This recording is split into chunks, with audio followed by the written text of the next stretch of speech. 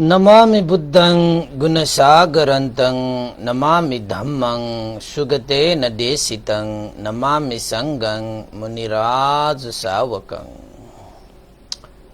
नमो बुद्धाय नमो धम्माय नमो संघाय। श्रद्धावन्त उपासक उपासिका तथा धर्मप्रेमी महानुभावहरू, सदा चाहिँ आज पनि म भिक्षु इमलो बिहानको 9 बजे फेसबुक लाइभमा धर्म देशनाको लागि उपस्थित भइसकेको छु र आज मिति 2077 श्रावण 24 गते शनिबारको दिन म भिक्षु इमलो श्री सिद्धिमंगल बुद्ध विहार सिद्धिपुर साना गाउँ थसी महालक्ष्मी नगरपालिका वडा नम्बर 6 बुद्ध मार्गबाट सबैलाई मैत्रीपूर्ण न्यानो न्यानो स्वागत गर्न चाहन्छु। र आज सदा चाहिँ एउटा धम्मपद अर्थकथामा समावेश भएको कर्म र कर्मफलको विषयमा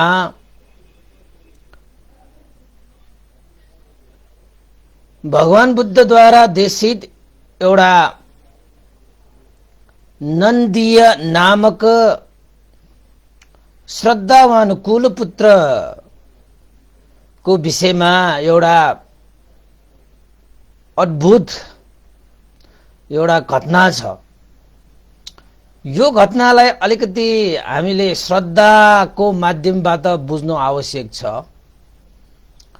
किन त भन्दाखेरि यो नन्दीय नामक श्रद्धावान कुलपुत्रले जुन पुण्य गर्दाखेरि प्राप्त भएको आनिसंस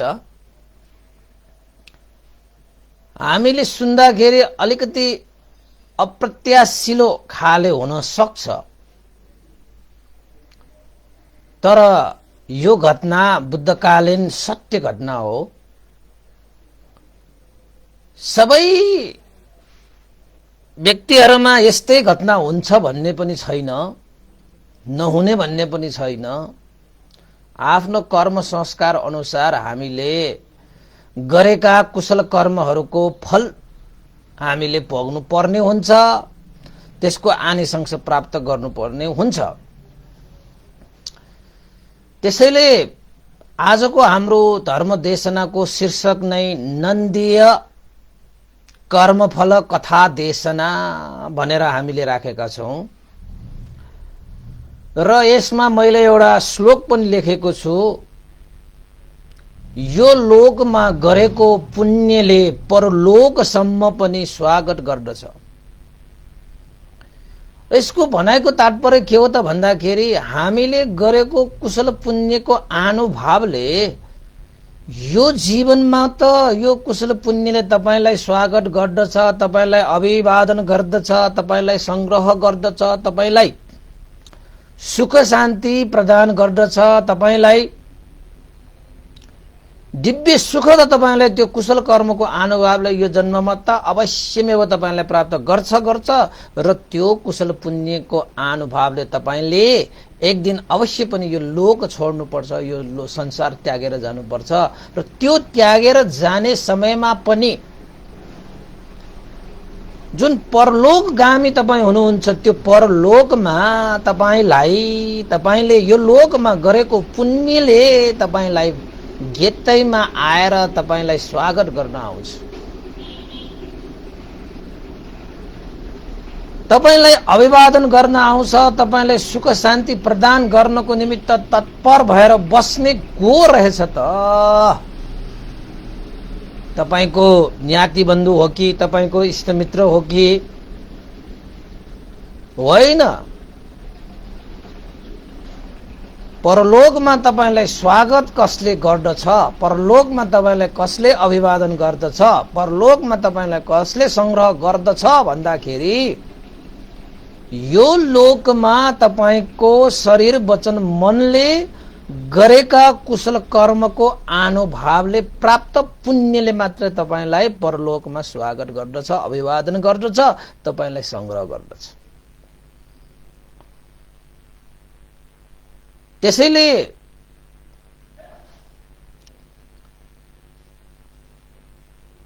तपाईको जीवनको सुख र शान्तिको मूल मुहान यानी कि सुख र शान्तिको बिउ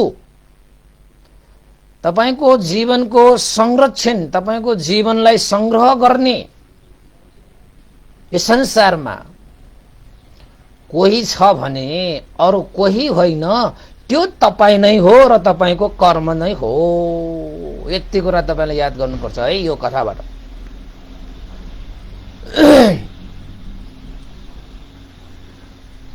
र हामीले बुझ्नुपर्ने कारण किन त भन्दाखेरि हामी मान्छेहरू यो जन्ममा मात्रै सुख शान्ति खोज्ने खाले मान्छे होइन। जति पनि जन्म लिनुपर्छ त्यो ती जन्महरूमा सुख होस् शान्ति होस् भनेर कामना गर्ने मान्छे, सुखकामी मान्छे हामी। त्यसैले सुख त्यत्तिकै आकाशबाट झर्दैन, शान्ति त्यत्तिकै रुखमा फल्दैन, आनन्द तपाईको खोला झैं बग्दैन, खुशी तपाईको घाम झैं झुल्किदैन। त्यसको लागि त तपाईले कर्म गर्नुपर्छ, धर्म गर्नुपर्छ, कर्म गर्नुपर्छ, त्याग तपस्या गर्नुपर्छ, परहित उपकारको लागि लाग्नुपर्छ, जाग्नुपर्छ। त्यत्तिकै सुख शान्ति आनन्द खुशी पाउने भए यहाँ को नै दुखी हुन्थ्यो र हैन? आकाशबाट पानी झरे झैं सुख झर्ने भए को यहाँ दुखी हुन्थ्यो हैन? खोला चाहिँ आनन्द बग्ने भए को यहाँ चाहिँ पीडित भएर बस्थ्यो? त्यसैले जसरी एउटा किसान जमिनमा खेती काम गर्दाखेरि अन्न बालीहरू तपाईले रोपेरै फलाएरै तपाईले उब्जनी गर्नुपर्छ। घाँस पातहरू जस्तो त्यत्तिकै त्यो भूमिमा उम्रिदैन त्यो अन्न बालीहरू। तपाईले देख्नु भएको छ अन्न बालीहरू त्यत्तिकै त्यो चाहिँ जमिनमा फलेको तपाईले देख्नु भएको छ? तपाईले हँसिया मात्र लिएर तपाईले त्यो अन्न बालीहरू काट्न जानु पाउनु भएको छ र? तर घाँस पातहरू भने उम्रै छ, जतिसुकै फरानी गरोस् घाँस भने उम्रै छ। तर बाली नाली हामीले त्यत्रो मेहनत गर्दाखेरि पनि हैन, मल जल गर्दाखेरि पनि धन्न फल्छ फुल्छ। तर घाँस पात त्यस्तो होइन, त्यत्तिकै फल्छ फुल्छ। हो त्यसरी नै हाम्रो यो जीवनमा पनि सुख भनेको, शान्ति भनेको, आनन्द भनेको, खुशी भनेको हामी आफैले कर्म गरेर फलाउनु पर्छ। हामी आफैले मेहनत गरेर त्यसलाई उब्जनी गर्नुपर्छ। मल जल गरेपछि मात्रै सुख शान्ति फल्ने हो। यो घाँस पातहरू भनेका जस्तै तपाईको दुःख कष्ट शोक पीडा चिन्ता यो घाँस पातहरू जस्तो फल्छ तपाईको जीवनमा। त्यस्ता घाँस पातहरूलाई किसानले बरोबर फरानी गरे जस्तै तपाईले आफ्नो जिन्दगीमा आएका दुःख कष्ट शोक पीडा चिन्ता आदि इत्यादिलाई त तपाईकै आफ्नै पुण्यको बलले फरानी गर्दै गर्दै गर्दै जानुपर्छ।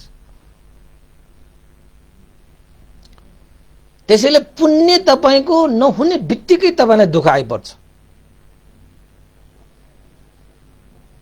तपाईको जीवनमा धर्म नहुने बित्तिकै तपाईको जीवनमा पाप आइहाल्छ। जसरी तपाईले जमिनमा चाहिँ अन्न बाली रोप्नुहुन्न नरोप्ने बित्तिकै त्यहाँ घाँसपात उम्रिहाल्छ।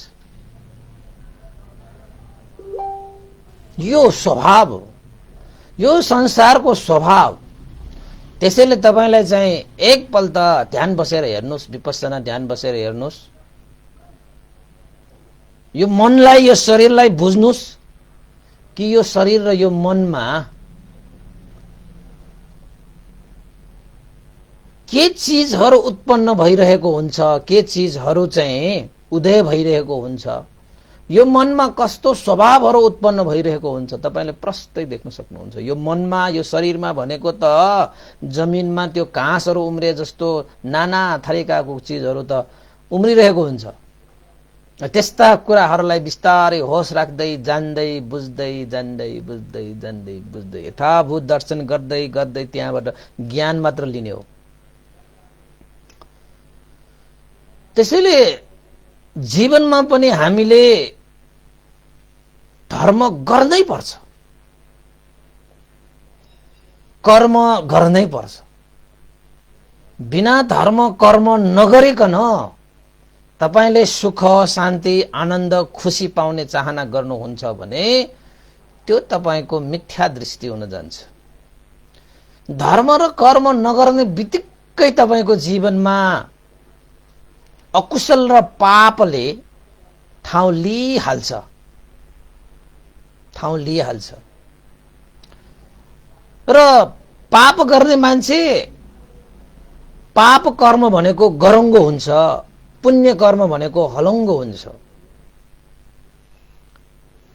र हामीलाई थाहा छ यो संसारको स्वभाव, गरङ्गो चीज तल झर्छ, हलङ्गो चीज माथि उठ्छ। माथि जानेहरूलाई सुख हुन्छ, तल जानेलाई दुःख हुन्छ। अब तपाई आफै भन्नुहोस्, तपाई माथि जाने कि तल जाने? अवश्य पनि तपाई सुख शान्ति चाहने, आनन्द खुशी चाहने व्यक्ति हो भने तपाई माथि जानुपर्छ। र यो माथि जानको निमित्त तपाईले हलङ्गो कर्म गर्नुपर्छ। जुन हलङ्गो कर्म भनेको दानशील भावनादि कुशल कर्मलाई यहाँ हलङ्गो कर्म भनेर भनिन्छ भने गरङ्गो कर्म भनेको लोभ द्वेष मोहलाई यहाँ गरङ्गो कर्म भनेर भनिन्छ। लोभ भनेको गरङ्गो हुन्छ। तपाईले आफ्नो मनमा लोभ एकचोटि जगाएर हेर्नुहोस् न, नपट्या। लोभ पालेर बस्नुहोस् न, तपाईले आफ्नो यो शरीर र यो मन कतिको गरङ्गो हुन्छ तपाई आफैले अनुभव गर्नुहोस्। द्वेष पालेर बस्नुहोस् त तपाईले यो जीवनमा, क्रोध चाहिँ सँगालेर बस्नुहोस् त तपाईले, तपाईको यो मन यो शरीर कतिको गरङ्गो हुन्छ तपाई आफैले बुझ्नुहुन्छ। मोहमा परेर हेर्नुहोस्, मोहलाई मनमा राखेर हेर्नुहोस्। मोहमा तपाई फस्नुभयो भने तपाईको मन र तपाईको शरीर, धर्मको भाषाबाट नाम रूप भनिन्छ, त्यति बेला तपाईको नाम रूप गरङ्गो हुन्छ। भन्तेले भनेर हुन्छ, भन्नु होला। भन्तेले भन्दैमा तपाईले पत्याइहाल्नु पर्ने भन्ने छैन। तर नपत्याउने हो भने, शंका गर्ने हो भने निवारण पनि गर्नुपर्छ है। फेरि शंका गरेर फेरि शंका निवारण नगरिकन बस्नु पनि मूर्ख्याइ नै हो फेरि।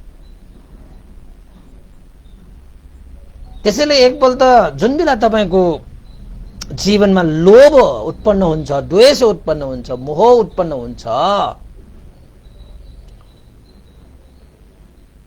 तब तपाईले एकचोटि स्मरण गर्नुहोस्, होस राख्नुहोस्, अप्रमादी भएर यसो आफूलाई हेर्नुहोस् त, म अहिले कतिको हलुङ्गो छु, म अहिले कतिको गरुङ्गो छु भनेर तपाई आफैले लामो सास लिएर एकचोटि आफूलाई हेर्नुहोस्।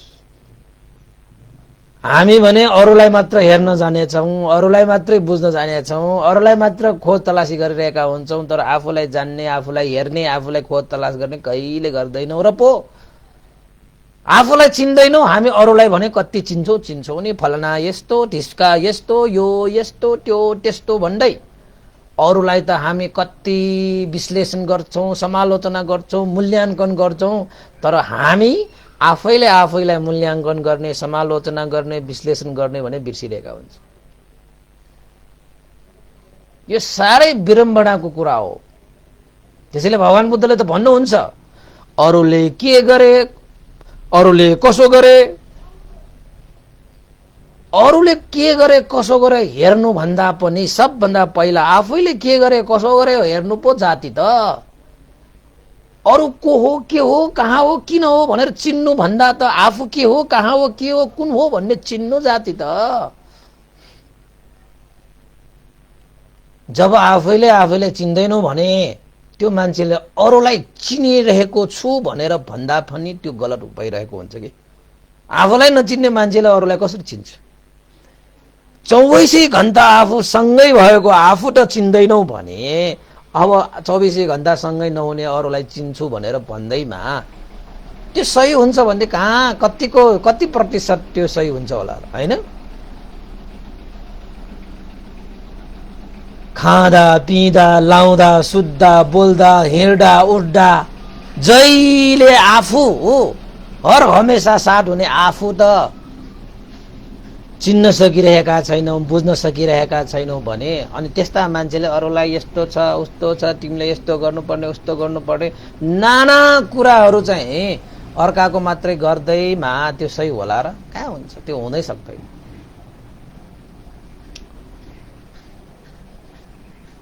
त्यसैले जीवनमा हलङ्गो कार्य गर्नुपर्छ। हलङ्गो के तपाईले, अब म तपाईलाई चाहिँ हलङ्गो हुने कार्य सिकाइदिन्छु है। एक दिन त्यो कार्य गर्नुभयो भने तपाईको जीवन सुनिश्चित भयो। ल ग्यारेन्टी। ल भगवान बुद्धको धर्म त ग्यारेन्टी दिन सक्ने धर्म हो कि। ल हेर्नुहोस् है त, एक पल त तपाईले रगत पसिना बगाएर कमाएको धन सम्पत्तिलाई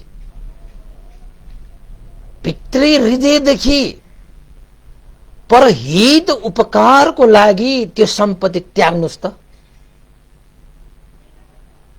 प्राप्तिमा भन्दा त्यागमा कति सुख छ, कति शान्ति छ, कति आनन्द छ, कति खुसी छ भन्ने कुरा अनि मात्र तपाईले अनुभव गर्नुहुन्छ। हामी चाहिँ के गर्छौं त भन्दाखेरि प्राप्तिमा खुसी छ भन्दै प्राप्ति गर्ने प्राप्ति गर्ने प्राप्ति गर्ने प्राप्ति गर्ने, जम्मा पार्ने, पोको पार्ने, त्यो भनेको त लोभ हो। त्यो लोभ त गरुङ्गो छ, त्यसले त तपाईलाई तल झार्छ। तल झर्ने मान्छेहरूलाई दुःख हुन्छ, कष्ट हुन्छ, पीर हुन्छ, चिन्ता हुन्छ, शोक हुन्छ।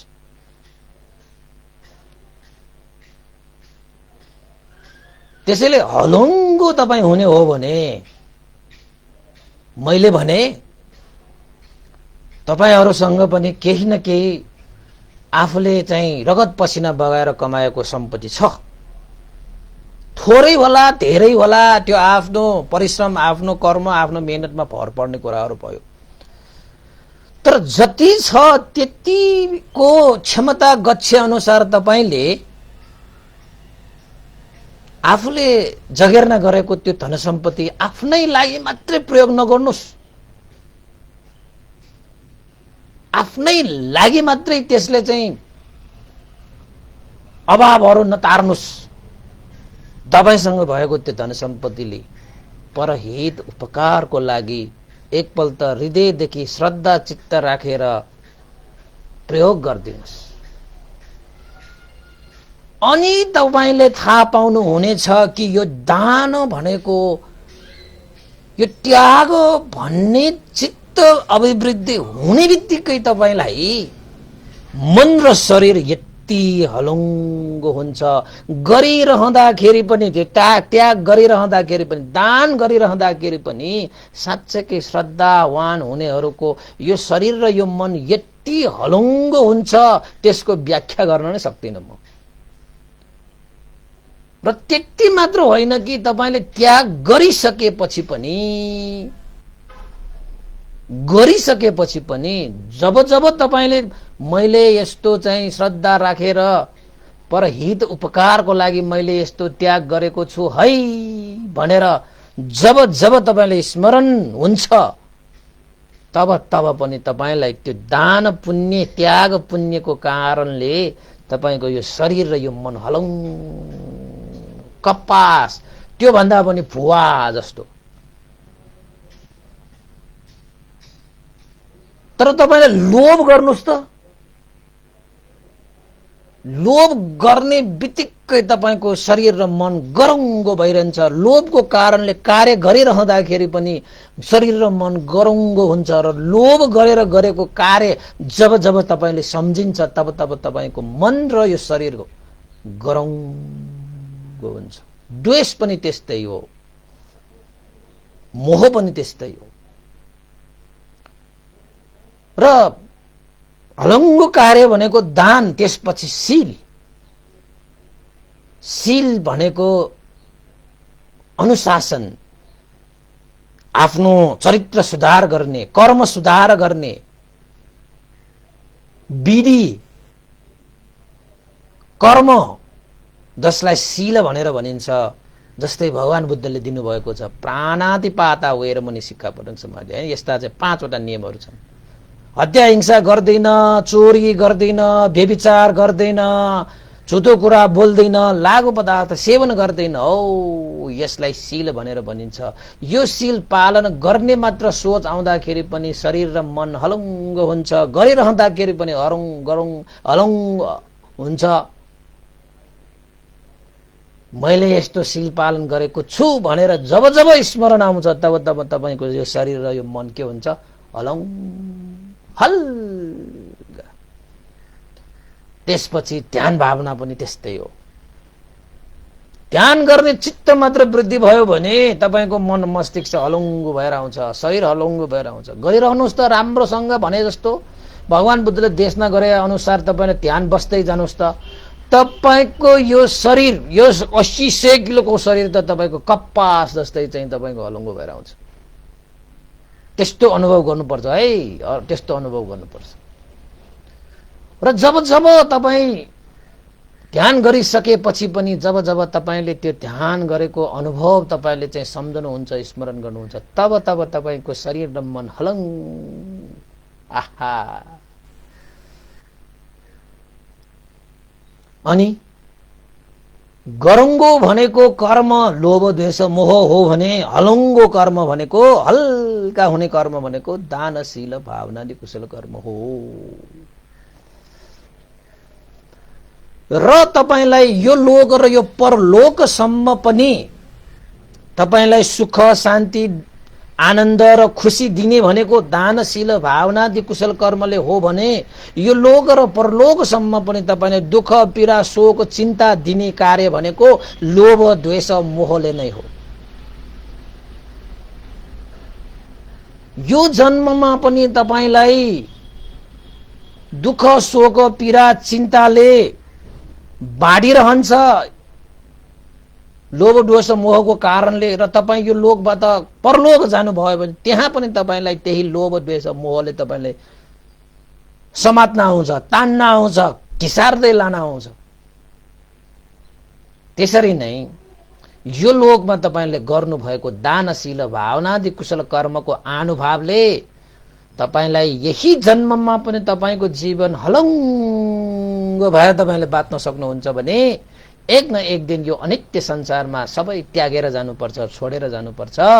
यो संसारबाट छोडेर गइसकेपछि तपाईको आफ्नो भन्ने केही छ, तपाईको निजी केही सम्पत्ति छ भने त्यो तपाईले गरेको दानशील भावना रूपी कुशल पुण्य नै तपाईको आफ्नो भन्ने निजी भन्ने तपाईको त्यही एउटा बाहेक अरु त सबै त्यागेर जाने हो। धन त्यागेर जाने, घर त्यागेर जाने, खेत त्यागेर जाने, आमा त्यागेर जाने, बाउ त्यागेर जाने, इष्ट मित्र साथी भाइ नाता कुटुम्ब यो संसार सबै त्यागेर जाने। केही पनि तपाईको साथमा आउँदैन र तपाईलाई केहीले पनि स्वागत गर्न पनि आउँदैन।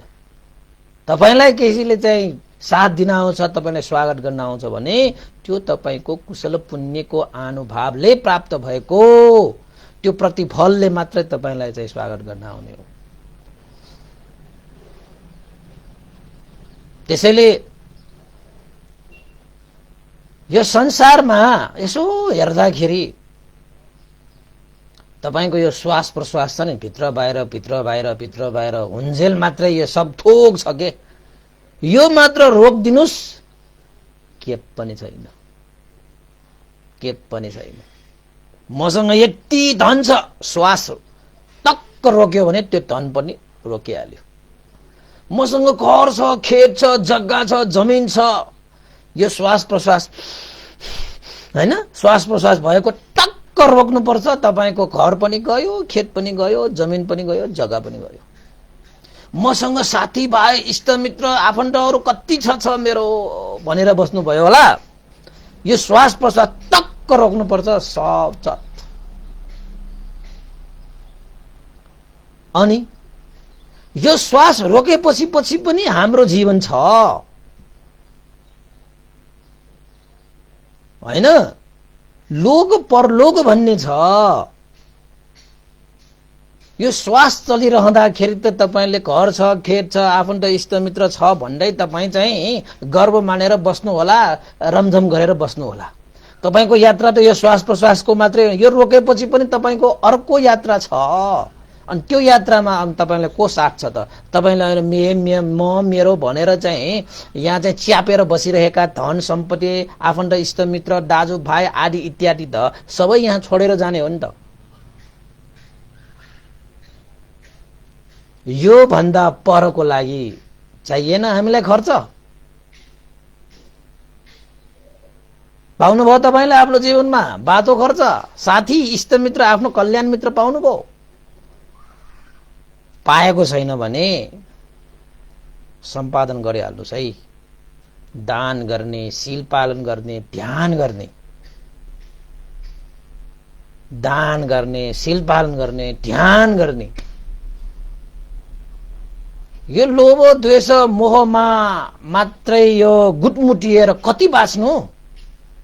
लोभको कारणले कति पराय भए, कति शत्रु भए, कति द्वेष भए, 2-4 दिनको जिन्दगीमा कति शत्रु, कति के हो है। 2-4 दिन बाँच्नको निमित्त यति द्वेष, यति शत्रु, यति बदला, यति ईर्ष्या, ओहो 2-4 दिनको यो जिन्दगीमा यो मोह, त्यो मोह, यो जाल, त्यो जाल, यो षड्यन्त्र, यो हैन। तर बितिसकेपछि तपाईलाई सुख शान्ति प्रदान गर्ने भनेको त तपाईले गर्नुभएको कुशल कर्मको अनुभवले बाहेक कसैले तपाईलाई साथ दिँदैन, कसैले तपाईलाई चाहिँ स्वागत गर्न आउँदैन, कसैले तपाईलाई अभिवादन गर्न आउँदैन। त्यसैले आफ्नो कर्म सुधार्नुस्। मौका अझै छ, मौका अझै छ, अझै पनि तपाईसँग समय छ, अझै पनि तपाईको शरीर जिउँदै छ, अझै पनि तपाईले श्वास प्रश्वास गरिरहनु भएको छ। यो भएको भनेकै अझै पनि तपाईले धर्म कर्म गरेर आफ्नो जीवन सुधार्ने मौका छ भनेको, अवसर छ भनेको यो भनेकै हैन। अब यस्तै कुरा जान्ने एकजना वाराणसीमा एकजना श्रद्धावान कुलपुत्र नन्दीय नामक कुलपुत्र रहेछन्। अब म कथा सुरु गर्छु है। अब भूमिका 8 घण्टा भइसक्यो बाँडेको, मिठै लाग्यो होला नि त हैन। कथा नभए पनि यो बेठा हो नि त, कथाको बेठा हो के यो। कथा सुरु गरौं। वाराणसीबाट, वाराणसीमा एउटा परिवार रहेछ, जुन परिवार बुद्ध धर्मसँग प्रति यस्तै कुरा जानेको कुरा भएर होला, सिकेको भएर होला, दानले लोभलाई हटाउने, शीलले द्वेषलाई हटाउने, भावना यानी कि ध्यानले मोहलाई हटाउने। तपाई लोभ, तपाईको मनमा लोभ धेरै बढ्छ भने दान गर्न थाल्नुहोस्, लोभ हटेर जान्छ। तपाई क्रोधी द्वेषी हैन, त्यस्तो हुनुहुन्छ भने तपाई शील पालन गर्न थाल्नुहोस्, तपाईको द्वेष पनि हटेर जान्छ। तपाईलाई मोहमा पर्नुहुन्छ, तपाईलाई यो त्यो भन्ने थाहै छैन, सही के हो गलत के हो केही थाहा छुट्याउनै सक्दैन, निर्णय गर्ने क्षमतै छैन भने तपाईँ ध्यान बस्नुहोस्।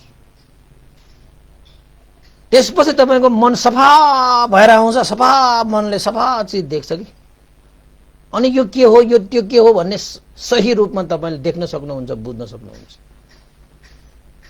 त्यो ध्यान भावनाले गर्छ कि। त्यसैले लोभलाई दानले हटाउने, द्वेषलाई शीलले हटाउने, मोहलाई ध्यानले हटाउने। भगवान बुद्धले देशना गर्नु भइसकेको छ 2500-2600 वर्षसम्म अगाडि, तर अहिलेसम्म तपाईले चाहिँ एउटा लोभ हटाउन सक्नु भएन भने हैन, एउटा द्वेष हटाउन सक्नु भयो भने त्यो तपाईको दोष भयो नि त। अब दानशील भावनाले कुशल कर्म गरे भने त्यो हाम्रो पुण्य रूपी सम्पत्ति, हाम्रो जीवनको यात्राको बाटो खर्च हुन्छ भन्ने त्यो वाराणसीमा रहेको त्यो परिवारलाई थाहा थियो। र आमा बुवा सम्यक दृष्टिमा भए भने छोराछोरीहरूलाई पनि सम्यक दृष्टि हुनको लागि धेरै समय लाग्दैन। त्यो संस्कार जस्तै सरेर आउँछ कि, वंशानुगत गुण जस्तै। त्यही भएर हामीले चाहिँ आफ्ना बुबा आमाहरू नै सही मार्गमा छैनन् भने छोराछोरीहरूलाई चाहिँ सही मार्गमा हिँड्न गाह्रो हुन्छ। आफ्ना पिताहरू नै सही मार्गमा छन् भने अब छोराछोरीलाई सही मार्गमा हिँड्न कति सजिलो हैन। त्यसैले तपाईको पिताहरू, तपाईको बाजे बराजुहरू सही मार्गमा छ छैन अहिले छोड्नुहोस्, अब तपाईबाट सुरु गर्नुहोस्। यदि तपाईँ पनि मिथ्या मार्गमा हुनुहुन्छ भने तपाईको छोराछोरीलाई पनि दुःख हुन्छ। त्यो दुःख तपाईले दिएर गएको जस्तो के, अंश बाँडेर गएको जस्तो। अहिले तपाईँ सही मार्गमा हुनुहुन्छ भने त ठिकै छ, गलत मार्गमा हुनुहुन्छ भने सुध्रिहाल्नुहोस् है। फेरि तपाईँ त त्यो गलत मार्गमा हिँडेर तपाईले दुःख भोग्नु हुन्छ नै, त्यो सँगसँगै तपाईले हिँडेको बाटो छोराछोरीले पनि हिँड्छन् र त्यो हिँडाइपछि तपाईले दुःख पाएको पनि त्योभन्दा बढी त छोराहरूले झन् पाउँछ। यहाँ चाहिँ वाराणसीको त्यो परिवारमा आमा बुवा नै दानशील भावनाले कुशल कर्ममा दत्तचित्त भएका व्यक्तिहरू हैन, दानी मन ध्यानी मन भएका व्यक्तिहरू के। त्यसैले उसको एकजना छोरो रहेछ, उसको नाम चाहिँ नन्दीय भनेर राखेछ। अब बाउ आमाको बाटोमा हिँडेको कारणले नन्दीयले पनि साह्रै नै यो दानशील भावनाले कुशल कर्मको आनिसंश बुझेछ। बिस्तारै नन्दीय बिस्तारै बढेछ, धर्म कर्ममै बढेछ। बच्चैदेखि संस्कारी के यिनीहरू, पुण्य संस्कार भएका बच्चाहरू भन्नु पर्यो। अब त्यस्तै चाहिँ कुलमा जन्मिन लिन पाए, सजिलैसँग दान गर्ने इच्छा हुने बित्तिकै दान गर्न पाए, शील पालन गर्ने इच्छा हुने बित्तिकै शील पालन गर्न पाए, ध्यान भावना गर्ने मन आयो हुने बित्तिकै ध्यान भावना गर्न पाए। त्यो पनि पहिला जन्मको कुशल पुण्यको अनुभवले त्यस्तो जन्म लिन पाउने हो नि। राम्रो कुलमा जन्म लिन पाउने, राम्रो आमा बुवा प्राप्त भएर जन्म लिन पाउने, दान शील भावनादि चेतना विकास गरेर जन्म लिन पाउने हैन, इच्छा गर्ने बित्तिकै दान गर्न पाउने, ध्यान गर्न पाउने, शील पालन गर्न पाउने, यो सबै हाम्रो चाहिँ कर्म संस्कारले हामीलाई दिएको। त्यसपछि अब एक्लो छोरो हैन, ठुलो भएपछि बुबा आमाको छोराछोरीहरू प्रतिको एउटा कर्तव्य पनि छ। त्यो कर्तव्य भनेको समयमा आफ्ना छोराछोरीहरू वैश लागिसकेपछि छोराछोरीहरूलाई विवाह मङ्गल हैन, उचित कन्या खोजेर विवाह मङ्गलमा बाडी दिने पनि आमा बुवाको कर्तव्य हो। छोराछोरीहरूप्रति गर्नुपर्ने आमा बुवाको कर्तव्य। धर्म कर्ममा लागेका ती चाहिँ आमा बुवाले नन्दिएलाई उमेर पुगिसकेपछि नजिकैको एकजना कन्या साह्रै सुन्दरी साह्रै राम्री आफ्नी बुहारी बनाउने इच्छाले छोरालाई भने, छोरा उमेर पुग्यो, विवाह गर्ने समय भयो, हामीले एकजना राम्री कन्या बुहारीको लागि हामीले खोजेका छौं, जसको नाम रेवती हो। रेवतीसँग तिम्रो विवाह गरिदिए भने हाम्रो पनि जिम्मेवारी कर्तव्य पूरा हुन्छ छोरा भनेर भने। छोरो चाहिँले रेवती भनेपछि नजिकैको एउटा स्त्री महिला कुमारी हैन, ठ्याक्कै उसले के भने त भन्दाखेरि, बुबा म त जीवनमा दानशील भावनादि कुशल कर्म गरेर पुण्य धर्म गर्नुपर्ने ती रेवती जुन स्त्री छ जसले तपाईहरूले दानशील भावनादि कुशल जसले मलाई चाहिँ बुहारीको रूपमा तपाईले भित्राउन चाहनुहुन्छ, त्यो रेवती त्यसरी दानशील भावनादि कुशल कर्म गर्नेमा दत्तचित्त भएका स्त्री होइनन्। त्यसैले मित्र भनेको सही चुन्नु पर्छ। अझ श्रीमती भनेको त झन् जिन्दगी भर सँगै बस्नुपर्छ, यात्रा सँगै तय गर्नुपर्छ। त्यस्तो जीवन सङ्गिनी भनेको त हर कार्यमा साथ दिने, हर दुःख सुखमा साथ दिने हुनुपर्छ। मेरो र उसको स्वभाव भिन्नै छ। यदि मैले उसँग विवाह गरे भने जुन कुशल कर्म गरेर धर्म कर्म गरेर जुन चाहिँ यो लोक र परलोकलाई संग्रह गर्ने जुन सम्पत्ति कमाइरहेको छु त्यसमा बाधा पुग्न सक्छ। त्यसैले त्यस्तो धर्म र कर्मको संस्कार नभएको स्त्रीसँग म विवाह गर्दिन भनेर इन्कार गरिदिए। हेर्नुहोस् है, त्यसैले तपाईले चाहिँ श्रीमती यानी कि श्रीमान विवाह गर्दाखेरि हतारमा कहिले नगर्नुहोस्, जसले तपाईले जिन्दगीभर पछुतोमा पार्न सक्छ। किन त भन्दाखेरि श्रीमान श्रीमती भइसकेपछि चाहेर होस् नचाहेर होस् सँगै बस्नुपर्छ, सँगै खानुपर्छ, सँगै यात्रा तय गर्नुपर्छ, दुःख सुख सँगै भोग्नुपर्छ। त्यस्ता सम्बन्ध भएका व्यक्तिहरूको मन मिलेन भने, विचार मिलेन भने, स्वभाव मिलेन भने त्यो जस्तो दुःखदायी जीवन अरू के पनि हुन सक्दैन, के पनि हुन सक्दैन तपाईको। तर त्यो नन्दीले विचार पुर्याए।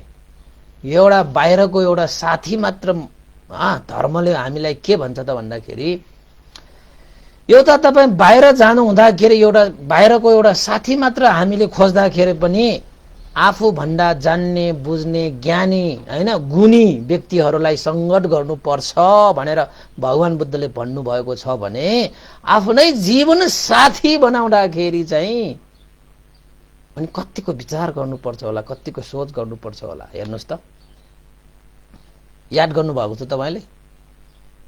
एकैछिनमा देख्यो मनले खाइहाल्यो बिहा गरिदिइहाल्यो भने जस्तो त कहाँ हुन्छ र त्यस्तो त हैन। एकैछिनमा त मनले के खान्छ खान्छ, त्यो मनले त के खान्छ खान्छ। त्यो मनले खायो भन्दैमा ल भनेर जिन्दगीभर पस्ताउने निर्णय त गर्नु हुन्न नि। नन्दिए भन्ने त्यो चाहिँ बुद्ध धर्म संघप्रति अगाध श्रद्धा भएको, संघप्रति उपस्थापन गर्ने हैन, संघलाई भोजन दान गर्ने, संघलाई वन्दना गर्ने, संघको उपदेश सुन्ने, संघको सत्सङ्गत गर्ने, संघको देशना अनुसार जीवनलाई यापन गर्ने भएको कारणले बुवा आमाले हेर्दाखेरि चाहिँ अब रम्री सुन्दरी अनुहार मात्र हेरे त हुन्न नि हैन। गुण हेर्नु पर्यो, मन हेर्नु पर्यो। मान्छेहरूले धन हेर्छ, रूप हेर्छ, त्यति मात्र हेरेर त पुगेन नि। आखिरमा यो धन भनेको त, यो रूप भनेको त बिलाएर जान्छ अनित्य संसारमा। गुण पो चाहिन्छ त, होइन? त्यसैले नन्दीले अस्वीकार गरे, त्यो रेवतीलाई अस्वीकार गरे। बुबा आमा जसले यो लोक र परलोकको लागि संग्रह गर्ने दानशील भावनाले कुशल कर्ममा दत्तचित्त भएका स्त्री भए मात्रै जीवन साथी बनाउन योग्य छ। आफ्नो मन, आफ्नो विचार, आफ्नो सोच, आफ्नो संस्कार, आफ्नो धर्म विहीन व्यक्तिहरूसँग क्षणिक मनले खायो भनेर जीवन साथी बनाइयो भने मेरो यो लोक र परलोकको त्यत्रो यात्रामा मलाई बाधा हुन्छ। त्यस्तो बाधा, त्यस्तो नोक्सानी देखेर नै रेवतीलाई बिहा गर्न अस्वीकार गरे, हैन? र बुवा आमाले रेवतीलाई भने, हे रेवती, हाम्रो घरमा बुवा आमालाई चाहिँ खुब मन परेको। फेरि घरमा सङ्घलाई भोजन दान गर्दाखेरि सङ्घलाई चाहिँ चकती राखिदिने, सङ्घलाई भोजन बनाइदिने, सङ्घलाई वन्दना गर्ने, सङ्घको उपदेश सुन्ने, सङ्घको उपदेश अनुसार जीवनमा आचरण गर्ने, जुन कारणले गर्दाखेरि जीवन हलङ्गो हुन्छ, यस्तो कार्य हामीले सम्पादन गरे भने मात्रै छोरालाई, हे रेवती, तिमीप्रति झुकाव बढ्ला, नत्र भने नन्दीय मेरा छोरालाई तिमीप्रति झुकाव हुँदैन। त्यसैले यस्तो यस्तो चाहिँ कर्म संस्कारहरू जुन तिमीसँग नदेखेकै कारणले नन्दीय मेरो छोराले तिमीलाई अस्वीकार गरे।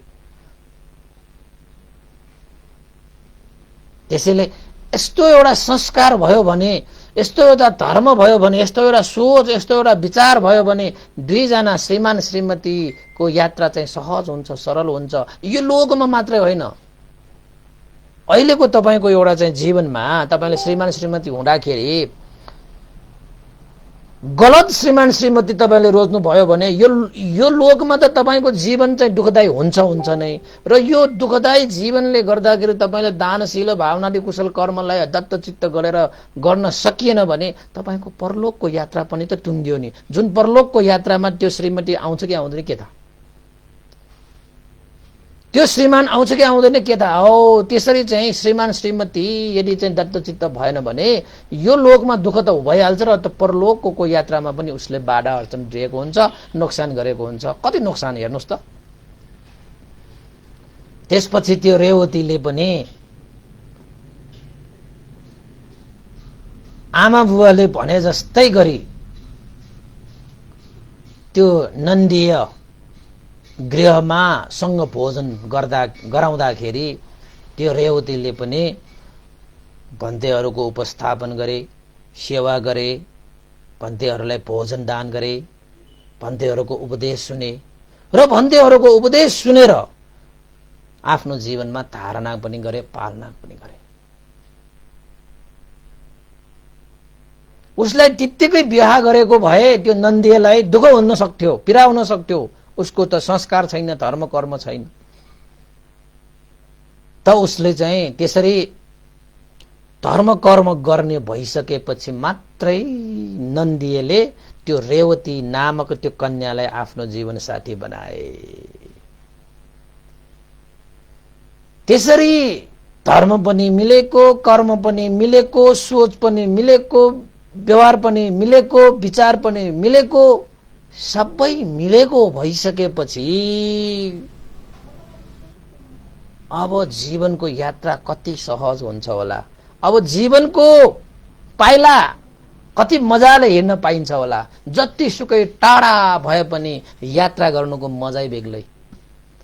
यदि मन मिले छैन, हैन, धर्म मिले छैन, कर्म मिले छैन, विचार सोच मिले छैन भने एक योजनको बाटो पनि तपाईको लागि कति योजन, 100औं करोडौं योजन हिँडे जस्तो हुन्छ। हो कि होइन भन्नुहोस् न, तपाईहरुलाई भन्नुहोस् न, हो कि होइन? होइन? आखिरमा नन्दीले आफू जस्तै धर्म कर्म गरेर संस्कार बनाएर दानशील भावनादि कुशल कर्ममा दत्तचित्त गराएर मात्रै एकजना जीवन साथी उसले चुने। राम्रो भयो नि, होइन? राम्रो भयो नि। भगवान बुद्धले भन्नुभएको छैन, असेवना च बालानङ पण्डितानञ्च सेवना। मूर्खहरूसँग संगत नगर्ने, पण्डितहरूसँग संगत गर्ने। साथी गर्नु आफूभन्दा गुणीसँग नभए आफू समानसँग, आफू समान पनि नभए जंगलमा एक सिंगे गैंडा एक्लै हिँडे जस्तो, बरु एक्लै हिँड्नु जाति, तर मूर्खको संगत चाहिँ कहिले नगर्नु, बैगुनीको संगत चाहिँ कहिले नगर्नु भनेर चाहिँ भगवान बुद्धले भन्नुभएको यो गाँठामा नन्दीय कुमार कुलपुत्रले गरेको कार्य कतिसम्मको उचित छ तपाई आफै मूल्याङ्कन गर्नुहोस्। होइन त नन्दीले आफ्नो बुवा आमाको पनि मन राख्ने किसिमले जब रेवतीले धर्म संस्कार दानशील भावनादि कुशल कर्ममा दत्तचित्त हुन्छ तब मात्रै म विवाह गर्छु। भगवान बुद्धले देश नगर्नु भएको छ, हे आमा हे बुबा बाहिरको साथी मात्र बनाउँदाखेरि पनि गुणी साथीहरू बनाउनु पर्छ भने त्यो त्यो यो चाहिँ श्रीमती विवाह भनेको त, श्रीमती भनेको त जीवन संगिनी, श्रीमान भनेको त जीवन संगिनी। एकपल्ट साथी बनाइसकेपछि छोड्नै नमिल्ने, बाहिरको साथी भए त यो त बेमान निस्क्यो, यस्तासँग संगत नगरौँला भनेर त्याग्न सकिहाल्छ भोलि नै पर्सि नै। तर आफूले चाहिँ आफ्नो जीवन अर्धाङ्गिनी, होइन, आदि हिंसा, जीवनको आदि हिंसा भनेर स्वीकारिसकेकोलाई ल आज बिहा गर्यो भोलि त अर्कै निस्क्यो भनेर ल जाऊ निस्क भनेर भन्ने अवस्था पनि आउँदैन। आउँछ के आउँछ तपाईकोमा? आज बिहा गर्यो, ए मेरो त मैले सोचे जस्तो छैन रहेछ यो, ल जा निस्की भनेर चाहिँ भन्न त मिलेन। बिहा गरेर गएको चाहिँ छोरीले पनि ए मैले त यसरी बिहा गरेर आएको, मेरो श्रीमान त यस्तो पनि निस्क्यो, ल मैले छोडेर गए भन्न पनि भएन। हेर्नुहोस्, त्यसैले यो नन्दिएको यो घटनाले पनि बौद्ध, यानी कि बौद्ध भन्दा पनि होइन भगवान बुद्धको शिक्षा अनुसार जीविका गर्ने हामीहरूले चाहिँ विवाह गर्दाखेरि आफ्नो जीवन साथी बनाउँदाखेरि बाहिरको साथी बनाउँदाखेरि त कस्तो सोचेर साथी बनाउनु पर्छ। अब घरको साथी बनाउँदाखेरि कति सोच्नु पर्छ, नन्दीले जस्तो सोच्नुस् है, अनि तपाईको जीवन सहज हुन्छ। यो लोकमा मात्र होइन, तपाईको यो लोकमा तपाईले सही साथी चुनेको कारणले गर्दाखेरि त्यो सही साथीसँगको त्यो यात्रामा यो लोकमा हिँडेको त्यो हिँडाइले तपाईको परलोकको यात्रालाई सम्म पनि सहज बनाइदिन्छ। ल यति मात्र व्याख्या गरिदिन्छु, यहाँभन्दा धेरै व्याख्या नगरौँ, फेरि कथा फेरि चाहिँ छुट्टिएला। आज यहाँ भोजन गरेर आउने उपासक उपासिकाहरू पनि छन् है, त्यही भएर चाहिँ समय मसँग धेरै पनि छैन। आज त विवाह गरिसकेपछि अब हेर्नुहोस्, धर्म मिलेको, कर्म मिलेको, सोच मिलेको, व्यवहार मिलेको, विचार मिलेको, आहा जीवन साथी पाउँदाखेरि उनीहरू दुईजनाले त आमा बुबा होइन छोरा बुहारी सबै मिलेर पुण्य गर्न लागे। कसैले कसैको चाहिँ चित्त नदुखाइकन धर्म कर्ममा सबै लाग्दाखेरि कति रमाइलो हुन्छ त्यो परिवार, होइन? त्यसपछि समय बित्दै गए, उनीहरू धर्म कर्ममा लागे। त्यसपछि बिस्तारै चाहिँ उनीहरूको चाहिँ दुईजना सन्तानसम्म पनि भए।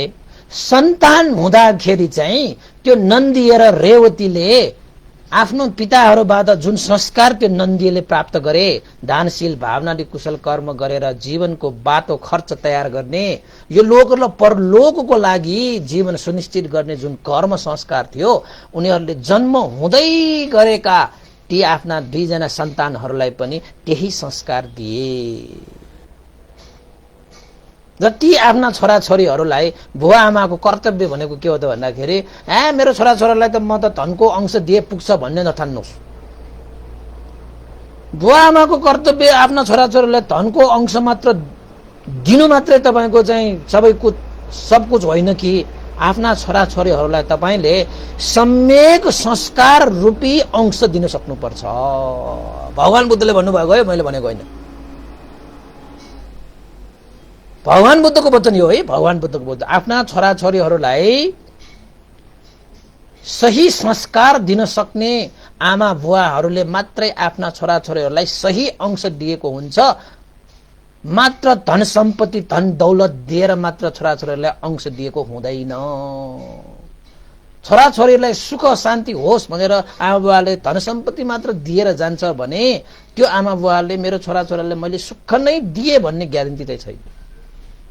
तर धर्मरूपी संस्कार धर्मरूपी अंश तपाईले छोराछोरीलाई दिनुभयो भने पक्का तपाईले छोराछोरीलाई सुखरूपी अंश दिएर गएको हुन्छ। र हेर्नुहोस् त नन्दी र रेवतीले अब के गरे, आफूले जन्माएका 2 जना छोराछोरीहरूलाई पनि हैन भगवान बुद्धको सम्यक रूपी संस्कार कसरी जिउनु पर्छ, कसरी मर्नु पर्छ, आफ्नो लागि कसरी जिउने, अरूको लागि कसरी जिउने, यो जीवनको मूल्य के हो, जीवन भनेको के हो, यो संसारको स्वभाव भनेको के हो, सबै कुरा थाहा पाएर ती छोराछोरीलाई पनि त्यही धर्मरूपी अंश दिएर ल हेर्नुहोस्। र हामी पनि त्यसै हुनुपर्छ। छोराछोरीहरूको लागि पनि तपाईले चाहिँ आफू मात्र धर्मदेश नसुन्ने होइन, आफू मात्र पुण्य गर्ने होइन कि आफ्ना छोराछोरीहरू तपाईलाई प्रिय लाग्दैन, आफ्ना छोराछोरीले सुख पाओस् भन्न चाहनुहुन्न तपाईँ? किन चाहनुहुन्न? चाहनुहुन्छ नि। यदि चाहनुहुन्छ भने भगवान बुद्धले देशना गर्नु भएको नैतिक शिक्षा, व्यवहारिक शिक्षा, आध्यात्मिक शिक्षा आदि मध्ये पर्यवसान कल्याण हुने धर्मलाई सिकाउन सक्नुपर्छ है, सिकाउन सक्नुपर्छ। त्यसको लागि परिधि शिक्षा सबभन्दा बेटर, सबभन्दा बेस्ट परिधि शिक्षा हाम्रो नेपालमा पनि सञ्चालन भइरहेको छ, त्यो पनि सिकाउनुहोस्। अहिले त तपाईको चाहिँ अब बोडी टेलिभिजनमा पनि अहिले यस्तो समयमा पनि परिधि शिक्षाको क्लास हुँदैछ। बोडी टेलिभिजन तपाईले हेर्न सक्नुहुन्छ।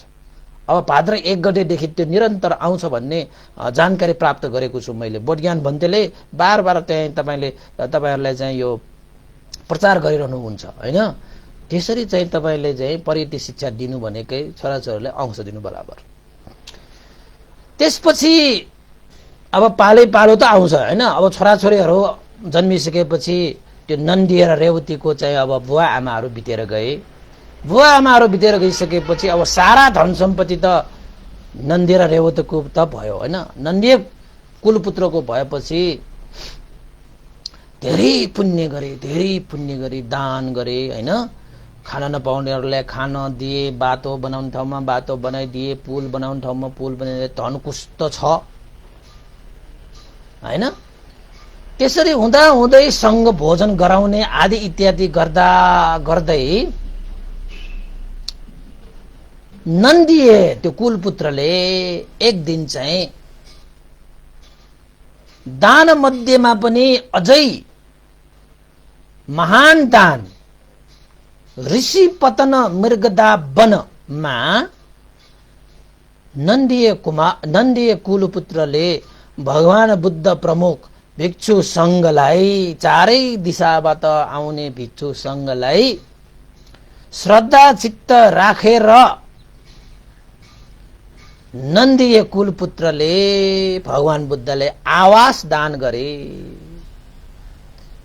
भगवान बुद्ध प्रमुख भिक्षु संघलाई निवास गर्नको निमित्त संघावास यानी कि आवास यानी कि धर्मको भाषाबाट भन्ने हो भने एउटा बिहार पनि दान गरे। दान गर्दै गर्दै गर्दै गर्दै जति दिनुहुन्छ नि त्यति पाउनुहुन्छ। तपाईलाई थाहै छैन, त्यो कुवामा त्यो मुहानमा पानी लिएको जस्तै जति लिनुहुन्छ त्यति पानी बढ्छ। जति तपाईले त्यो कुवाको पानी लिनुहुन्न नि तपाईले चाहिँ त्यति त्यो पानी झन् चाहिँ सुकेर जान्छ। दान भनेको पनि त्यस्तै। त्यसपछि भगवान बुद्ध प्रमुख सङ्घलाई एउटा चाहिँ बिहार दान गरिसकेपछि भगवानको हातमा त्यो नन्दीय कुमारले पानी खनाएर, हैन, ल ह्याका भन्छ हाम्रो नेवारी भाषाबाट, हैन, त्यो कलशको जल यसरी चाहिँ खनाएर भगवानको हातमा दान गरिदिएको त्यो बिहार। अब यहाँ आश्चर्यको घटना के भयो त भन्दाखेरि दानहरू सारा दान गर्दै गर्दै गर्दै गर्दै गर्दै गर्दै गर्दै दान नगरेको भन्नेको त के पनि छैन। त्यो नन्दीय कुमारले रेवतीले पनि साथ दिएपछि त दत्तचित्त भइसकेपछि त धेरै कुशल कर्म गर्न पाउने भयो नि त। त्यसपछि अन्तस भगवान बुद्धले पानी खनाएर आवास दान गर्दाखेरि, बिहार दान गर्दाखेरि एउटा अद्भुत घटना के भयो त भन्दाखेरि यो लोकमा नन्दीय कुमारले भगवान बुद्धले पानी खनाएर चाहिँ बिहार दान गर्नु र त्रेतिंश देवलोकमा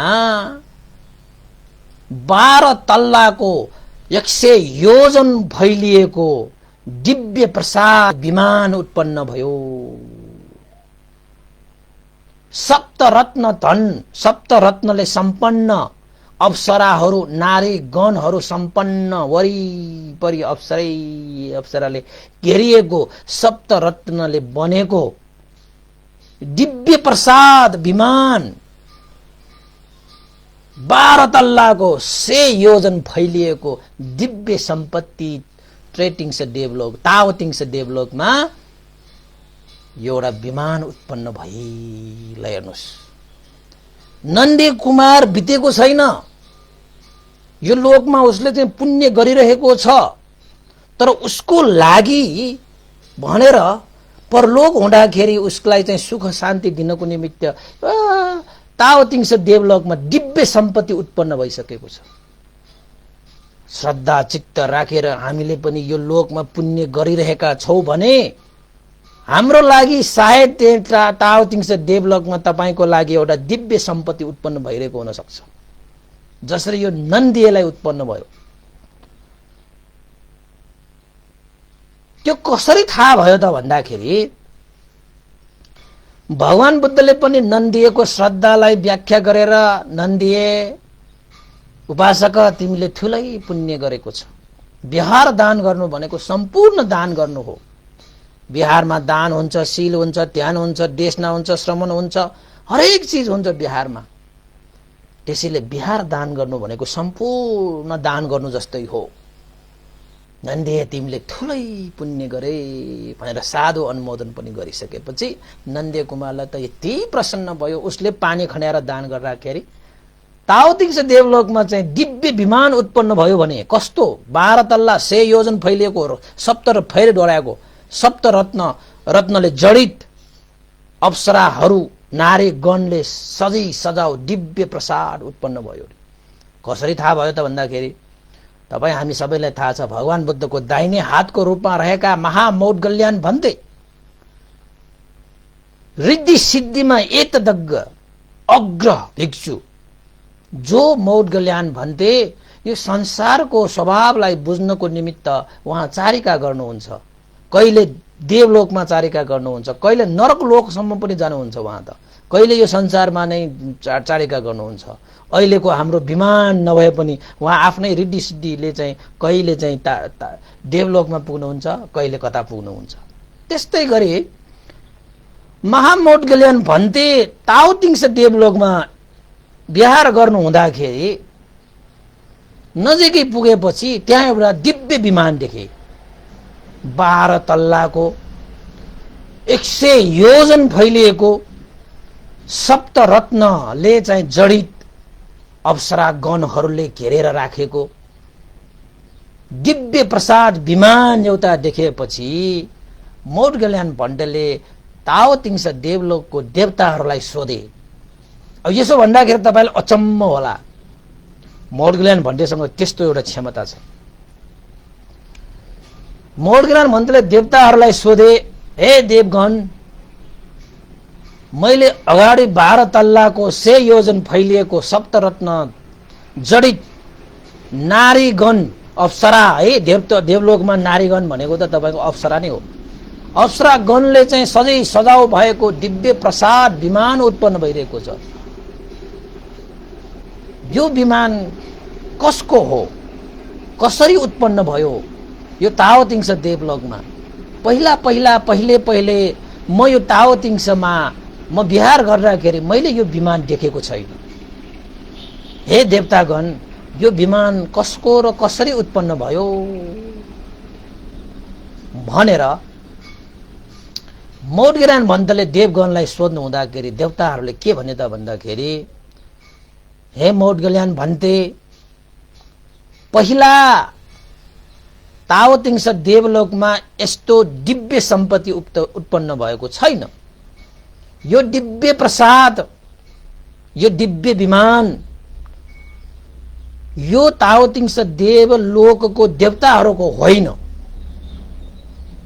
त्यसो भए ताओतिङ्स देवलोकमा उत्पन्न भएको यो दिव्य प्रसाद, दिव्य विमान ताओतिङ्स देवलोकको देवताहरूको होइन भने यो कसको विमान हो त? विशाल छ, 12 तल्ला 100 योजन फैलिएको, सप्तरत्नले सजिएको।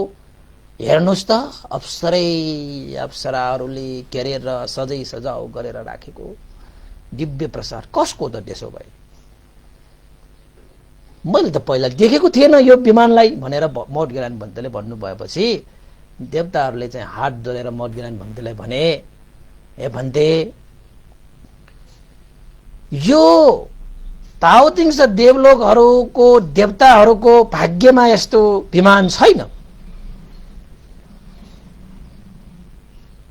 यो दिव्य प्रसाद पृथ्वीमा वाराणसी नगरको श्रद्धावान कुलपुत्र नन्दीय, जसले ऋषि पतन मृगदा वनमा भगवान बुद्ध प्रमुख भिक्षु महासंघलाई श्रद्धा राखेर विहार दान गर्नुभयो। उहाँ नन्दीय बुद्ध धर्म संघ प्रति अगाध श्रद्धावान, जसले भगवान बुद्धको हातमा पानी खनाएर जल चढाएर विहार दान गर्ने बित्तिकै त्यो पुण्यको अनुभवले ताओतिङ्स देवलोकमा 12 तल्लाको 100 योजन फैलिएको सप्तरत्न जडित नारीगणले सम्पन्न दिव्य प्रसाद उत्पन्न भएको हो भन्ते भनेर देवताहरूले मोडगिरान भन्तेलाई बिन्ती चढाएपछि त्यो नारीगण, जसलाई अप्सरा भनिन्छ देवलोकमा, त्यो अप्सराहरू सबै त्यो विमानबाट ओर्लेर मोडगिरान भन्तेलाई वन्दना गरेर भन्ते, हामी यो दिव्य प्रसाद विमानका सेविकाहरू हौं। नन्दीय नामक पृथ्वी लोकमा पुण्यवान कुलपुत्र छ, जसले भगवान बुद्ध प्रमुख भिक्षु संघलाई श्रद्धा चित्तले चाहिँ विहार दान गरे। उसकै अनुभवले यो विमान उत्पन्न भएको हो र हामी पनि उहाँकै अनुभवले उत्पन्न भएर उहाँको सेवाको लागि हामी तत्पर भएर बसेका छौं। ए मोडगिरान भन्ते, तपाई पृथ्वी लोक जानुभयो भने नन्दीय कुमारलाई यो सूचना गरिदिनुस् कि जसरी माटोको गाग्री फुटाएर सुनको गाग्री निकाल्ने हो, जसरी माटोको गाग्री फुटाएर सुनको गाग्री निस्किँदाखेरि कति खुसी हुन्छ, आनन्द हुन्छ, त्यस्तै गरी मनुष्य लोकको जुनी त्यागेर चाँडो भन्दा चाँडो देवलोकको यो दिव्य सुख, दिव्य सम्पत्तिको भोग गर्न आउनको निमित्त जानकारी गरिदिनु होला। हे मोडगिरान भन्ते, हामी नारीगण अप्सराहरू उहाँको सेवाको लागि तत्पर भएर यो विमानमा बसिरहेका छौं। यो सम्पूर्ण विमान उहाँकै हो भनेर त्यो अप्सराहरूले पनि मोडगिरान भन्तेलाई प्रार्थना गरे, निवेदन गरे। हेर्नुस्, त्यसपछि मोडगिरान भन्ते ताओतिङ्स देवलोकबाट झर्नु भएर सिधा कहाँ आइपुगे त भन्दाखेरि भगवान बुद्ध कहाँ आउनुभयो। ऋषिपतन होइन, भगवान बुद्ध कहाँ आउनुभयो? आएर भगवान बुद्धलाई सोध्नुभयो, भगवान शास्ता, के साँच्चै यो लोकमा कसैले श्रद्धा चित्त राखेर पुण्य गरेपछि के उसको लागि देवलोकमा दिव्य प्रसाद उत्पन्न भएको हुन्छ र? यो लोकमा पुण्य गर्ने मान्छेहरूको लागि के पहिल्यै उसको लागि चाहिँ देवलोकमा त्यो स्थान प्राप्त भइसकेको हुन्छ र भगवान शास्ता भनेर मौढ्यज्ञान भन्तेले भगवान बुद्धलाई प्रश्न गर्नुभयो र भगवान बुद्धले उत्तर दिनुभयो, हे मौढ्यज्ञान, के मैले भनिरहनु पर्छ र? तिमी आफैले देखेर आएको होइन, तिमी आफैले बुझेर आएको होइन र? मैले तिमीलाई हो होइन भनिरहनु आवश्यक छ र?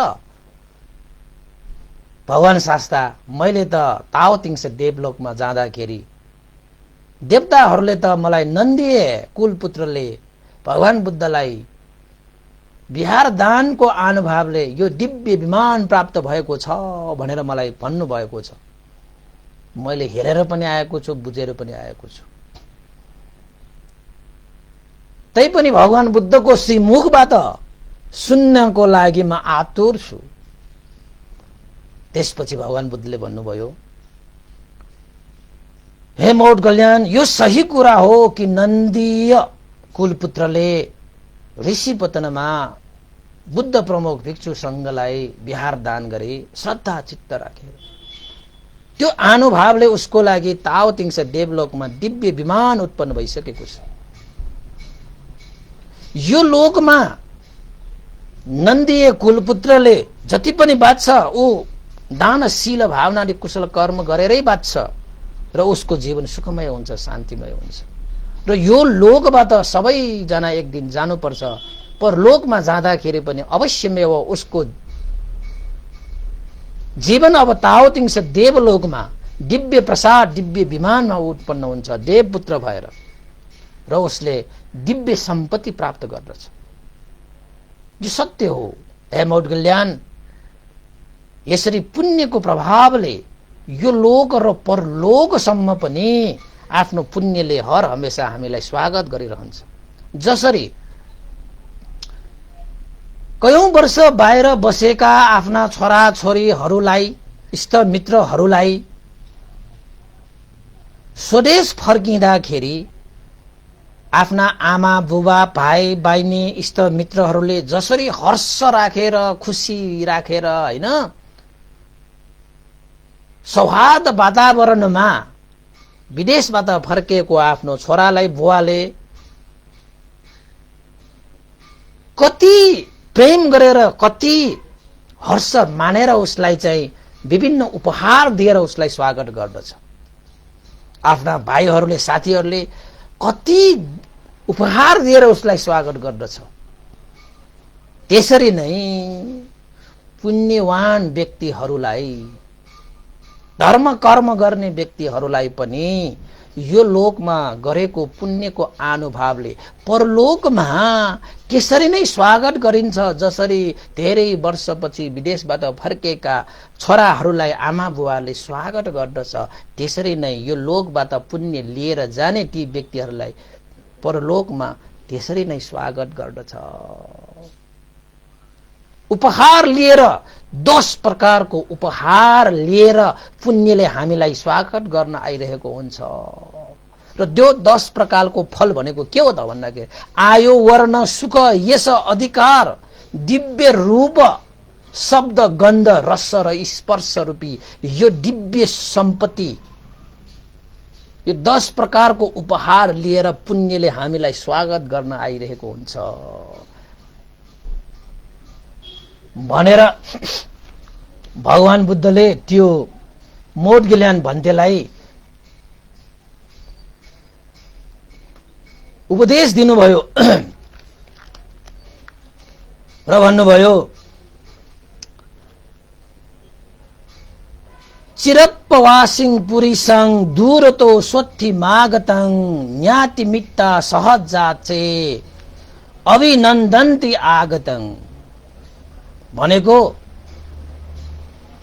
धेरै दिनसम्म परदेश बसेर सकुशल घर फर्किने पुरुष वा महिलालाई आफन्त इष्ट मित्रहरूले हर्षपूर्ण स्वागत गर्दछ।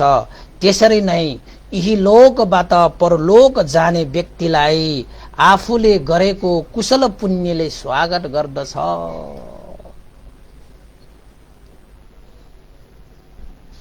भनेर भगवान बुद्धले मौदगल्यान भन्तेलाई भन्नुभयो। मौदगल्यान, नन्दीय कुलपुत्रले महान कुशल पुण्य सम्पादन गरेको छ, त्यसैले उसको जीवन यो लोकमा पनि सुखमय छ, शान्तिमय छ र परलोकमा गए पनि दिव्य सम्पत्ति उसले प्राप्त गर्दछ। मौदगल्यान, जुन चिज तावतिङ्स देवलोकमा देखेका छौ, भोगेका छौ, त्यो सही कुरा हो। नन्दीय कुलपुत्रले जब भगवान बुद्ध प्रमुख भिक्षु महासंघलाई जल खन्याएर त्यो बिहार दान गर्ने बित्तिकै उसको लागि तावतिङ्स देवलोकमा दिव्य विमान उत्पन्न भइसकेको छ। यो सही कुरा हो मौदगल्यान। पुण्य भनेको यो लोक र परलोकको लागि जीवनको आधार हो, सुख र शान्ति प्रदान गर्ने बिउ हो। त्यसैले जो कहिले पनि सुख र शान्ति, आनन्द र खुसी चाहन्छन् भने त्यस्ता व्यक्तिहरूले श्रद्धा चित्त राखेर, हर्ष राखेर आफूले कमाइरहेको श्री सम्पत्तिलाई परहित उपकारको लागि त्याग गर्न सक्नुपर्छ। शील समाधि प्रज्ञाले सम्पन्न भएको बुद्ध शासन, जो भिक्षुहरू शील समाधि प्रज्ञाले सम्पन्न भएका हुन्छन्, त्यस्ताहरूप्रति हामीले चाहिँ उपस्थापन गर्नुपर्छ। आफ्नो जीवन सुधार्नको निमित्त शील पालन गर्नुपर्छ। आफ्नो मनको क्लेश निवारण गर्नको लागि ध्यान भावना गर्नुपर्छ र यो दानशील भावना रूपी कुशल कर्म नन्दीय कुलपुत्रले त्यो सम्पादन गरेकै कारणले आज उसको लागि, यद्यपि ऊ यहाँ बाँचिरहेको छ, जिउँदैछ, तर उसको लागि तावतिङ्स देवलोकमा उसको निमित्त विमान उत्पन्न भइसकेको छ। जुन बेला यो लोक छोडेर ऊ देवलोकमा जान्छ, तब उसले चाहिँ माटोको गाग्री फुटाएर सुनको गाग्री निकाल्दछ। यो मनुष्य लोक माटोको गाग्री जस्तै, देवलोक सुनको गाग्री जस्तै। त्यही भएर उसले यो लोकबाट उसको चाहिँ अनित्य संसारमा एक दिन उसले अवश्य पनि आफ्नो देह त्याग गर्नु छ। त्यो देह त्याग गर्नु भनेकै माटोको गाग्री फुटाएर अब उसको यो जीवन बित्ने बित्तिकै उसले सुनको गाग्री पाएको जस्तो दिव्य सम्पत्ति उसले प्राप्त गर्छ। त्यसैले हरेक मनुष्यले माटोको गाग्री फुटाएर सुनको गाग्री प्राप्त गर्ने कर्म गर्नु पर्दछ। र नन्दीय कुमारले माटोको गाग्री फुटाएर सुनको गाग्री प्राप्त गर्ने कुशल पुण्य गरेकै कारणले गर्दाखेरि आज उसको लागि 12 तल्लाको 100 योजन फैलिएको सप्तरत्नले जडित अप्सराहरूले चाहिँ सजी सजाउ भएको, अप्सराहरूले सेवा गर्नको निमित्त तयार भइरहेको विमान, जसलाई दिव्य प्रसाद विमान भनेर भनिन्छ, त्यस्तो विमान उसले प्राप्त गरे भनेर चाहिँ भगवान बुद्धले मौदगल्यान भन्तेलाई देशना गरिसकेपछि मौदगल्यान भन्तेले ओहो कर्मको फल भन्दै मौदगल्यान भन्तेले ओहो नन्दीय कुलपुत्रले साह्रै नै सराहनीय प्रशंसनीय कुशल पुण्य सम्पादन गरे। नन्दीय कुलपुत्रले माटोको गाग्री फुटाएर अवश्य पनि सुनको गाग्री प्राप्त गर्ने भो भनेर साधु अनुमोदन दिइसकेपछि त्यहाँ उपस्थित भएका, भगवान बुद्धको उपदेश सुनिसकेर त्यहाँ उपस्थित भएका कयौं मान्छेहरू श्रोतापन्न फलमा प्रतिष्ठित भए। ल आजको देशना यही टुङ्गिन्छ। 1.25 घण्टाको आजको देशनाबाट तपाईहरू उहाँले अवश्य पनि केही न केही कर्म र कर्मको फलको विषयमा ज्ञान लिनुभयो होला। हामीले पनि साँच्चैकै नन्दीय यो कुलपुत्रको आदर्शलाई लिएर हामीले पनि आफ्नो जीवनको माटोको गाग्रे फुटाएर सुनको गाग्री निकाल्ने किसिमले, प्राप्त गर्ने किसिमले जीवनमा दानशील भावनादि कुशल कर्म गरौँ, आफू पनि गरौँ, आफ्ना सन्तानहरूलाई पनि त्यो अंश दिउँ, जसले गर्दा आफूलाई पनि सुनको गाग्री प्राप्त भए जस्तै आफ्ना सन्तानहरूले पनि त्यस्तै सुनको गाग्री प्राप्त गरेर आफ्नो जीवनलाई दिव्य सम्पत्ति, दिव्य भोग गर्न सकुन् र अन्तमा एक न एक दिन सम्पूर्ण दुःखबाट मुक्त भएको निर्वाण सम्पत्ति पनि पुण्य रूपी सम्पत्तिबाटै प्राप्त हुने भएको कारणले निर्वाण धर्म साक्षात्कार गर्नको निमित्त पनि हामीले आजैदेखि अहिलेदेखि दानशील भावनादि कुशल कर्म वृद्धि गर्दै अगाडि बढ्न सकियो भने मात्रै मनुष्य भएर जन्मिएको यो जीवनलाई हामीले सही मूल्य दिएको हुन्छ, सार्थक बनाएको हुन्छ, सार दिएको हुन्छ। त्यसैले सम्पूर्ण उपासक उपासिकाहरूले 2-4 दिनको यो जिन्दगीलाई त्यसै खेर नफालिकन यो जीवनलाई सही सदुपयोग गर्न सकिएको खण्डमा मात्रै हामीले एक दिन मर्नै पर्ने यो जीवनलाई माटोको गाग्री फुटाएर सुनको गाग्री प्राप्त गरे झैं माटोको गाग्री फुटेर सुनको गाग्री प्राप्त हुन्छ भने माटोको गाग्री फुट्नुमा कुनै दुःख हुँदैन, शोक हुँदैन, पीडा हुँदैन। त्यसैले यो जीवनमा मर्नु पर्दाखेरि पनि, बित्नु पर्दाखेरि पनि कुनै अफसोस नहुने गरी यो जीवन छोड्यो त यो भन्दा पनि दिव्य जीवन प्राप्त गर्न सक्ने किसिमले हामीले कुशल कर्म गर्न सकियो भने एक दिन मर्नु पर्दाखेरि पनि हामीलाई दुःख हुँदैन। किन त भन्दाखेरि माटोको गाग्री फुटाएर त मैले सुनको गाग्री प्राप्त हुने हो नि त, यो जीवन बितेर त मैले दिव्य सम्पत्ति प्राप्त गर्ने हो नि त भन्ने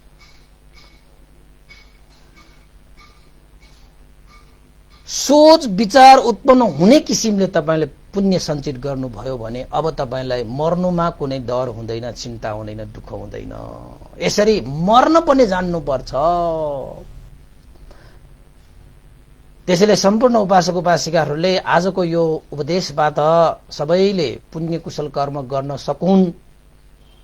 तपाईको कुशल कर्मको कारणले प्राप्त भएको पुण्यले तपाईको यो जीवनलाई पनि सुखमय शान्तिमय गर्छन् भने यो लोक मात्र होइन परलोकसम्म पनि तपाईलाई स्वागत गर्न आउने भनेको तपाईकै कुशल कर्मको पुण्यको अनुभवले हो।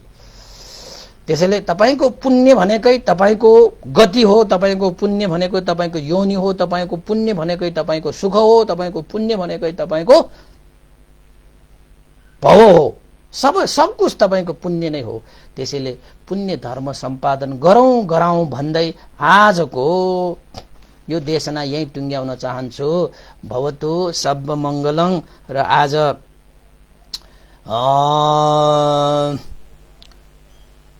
भोजन दान गर्नुहुने हाम्रो चाहिँ उपासकहरूलाई पनि आजको पुण्य गरौँ हैन। आज भोजन दान गर्न आउनुहुने उपासकहरू भएकोले पनि अब चाँडै सकाउनु पर्ने अवस्था छ। आज साउन 24 गते शनिबार अगस्त 8, 2020 अहिले अमेरिकामा बसिरहने देवेन्द्र र इच्छा राजकर्णिकार परिवारको तर्फबाट र उहाँको आमा बुवाहरू पनि यहाँ चाहिँ इच्छा राजकर्णिकारको आमा बुवाहरू पनि यहाँ बिहारमा उपस्थित भइसक्नु भएको छ हैन। र उहाँहरूको सुख शान्ति हैन, सुस्वास्थ्य, दीर्घायु, कार्य सिद्धि, बुद्ध धर्म संघ प्रति धर्म चेतना वृद्धि होस् आदि इत्यादि विभिन्न लक्ष्य उद्देश्य राखेर उहाँहरूले आज भोजन दान गराउन आउनु भएको छ। यद्यपि देवेन्द्र र इच्छा राजकर्णिकारहरू देवेन्द्र ताम्राकार हो के अरे, उहाँहरू चाहिँ अमेरिकामा भए पनि अवश्य पनि यो सुन्नु भइरहेको छ। उहाँहरू अमेरिकामा बसेर पनि धर्म देशना सुनिरहनुहुन्छ र उहाँहरूलाई धेरै धेरै साधुवाद छ। र आजको यो दान पुण्यको अनुभवले उहाँहरूको जीवनमा सुख शान्ति, निरोगिता, सुस्वास्थ्य, दीर्घायु, कार्य सिद्धि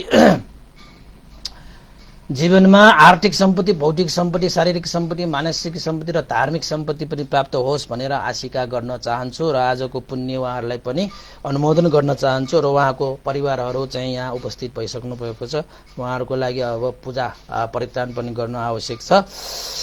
र अन्तमा दिवंगत हुनुभएका गुरुवर भन्टेप्रति पनि आजको पुण्य अनुमोदन गर्दै तपाईहरूको जीवनमा पनि यो पुण्यको प्रभावले सुख, शान्ति, दीर्घायु, सुस्वास्थ्य, निरोगिता र कार्यसिद्धिको कामना गर्दै आज पुण्य अनुमोदन गरौँ। सबैले साधुकार भनिदिनु होला।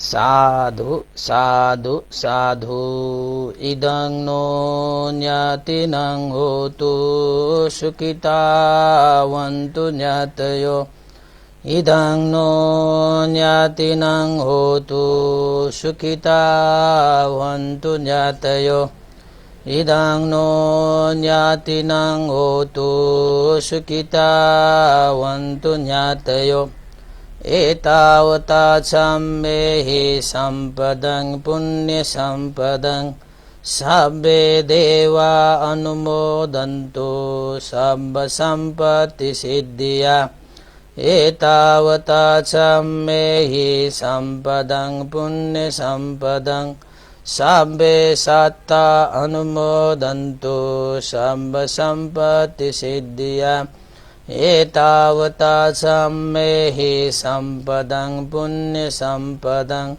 सब्बे भूता अनुमोदन्तु सब्बसम्पत्तिसिद्धिया साधु साधु साधु। भवतु सब मङ्गलं। आजको दिन सबैको मङ्गलमय होस्, कल्याणमय होस्। सबैलाई साधुवाद।